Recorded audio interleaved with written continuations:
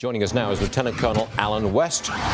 Sir, it's good to have you with us again, Colonel. Always good to see you on the set. Now, I maintain that there's not much you can do about this. You can't really defend yourself adequately against a lone wolf attack. Agreed?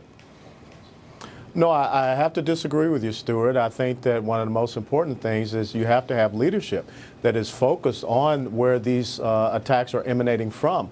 And when you think about how in New York City you had Mayor Bill de Blasio cancel the surveillance program that was there, and you've seen some of the recent results from that. You had the one lone wolf who attacked two New York police officers with a hatchet.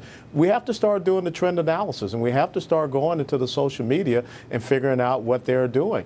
And if we could in World War II break the Enigma code of the Nazis, we can surely break any code these guys are coming up with. Well, you're talking about intelligence. You're talking about surveillance. You're talking about looking at the mosques and what's being preached. You're talking about looking at social media and following up on trends there.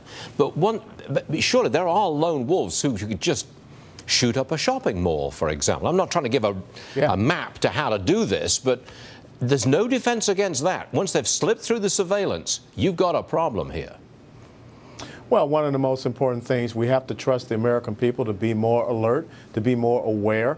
That's why when we hear people talking about gun control, that's one of the least things we should be talking about. Where I'm sitting here right now in downtown Dallas is about 30 minutes away from what happened in Garland, Texas. And is also about 2.5 hours away from what happened down in December 2009 at Fort Hood, my last duty station, where Nidal Hasan committed his attack. And the fact that even on a military installation, we did not have armed soldiers that were able to defend themselves. It was civilian contracted police that took care of Nidal Hasan, and then also at the Navy Yard. So we have to really understand, Stuart, the 21st century battlefield is not over in Iraq or Afghanistan or Yemen. It is right here. And we have to have very courageous and resolute leadership that talks about how we solve this problem and stop being tied down and constrained because of political correctness. But we don't have that at the moment. I mean, you're saying we don't have that kind of leadership at this moment. So what would you do right now to take care, or try to take care of this problem?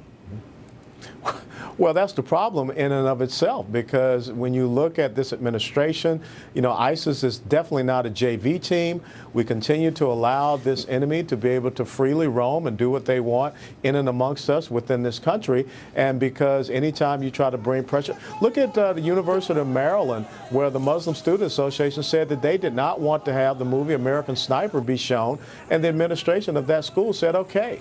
So we have to stop cowering to demands, and we have to start making the American Muslim community say, we want to coexist, we want to live side by side, but you've got to help us out here and stop allowing these radical Islamic jihadists, these militant jihadists, to live in and amongst us. And you need to be open with telling us about the social media activity that you know of. We hear you. Colonel Allen West, always a pleasure. Thanks for being with us, sir. You come again soon, Thank you so much, Stuart. Yes, sir. Yes, sir.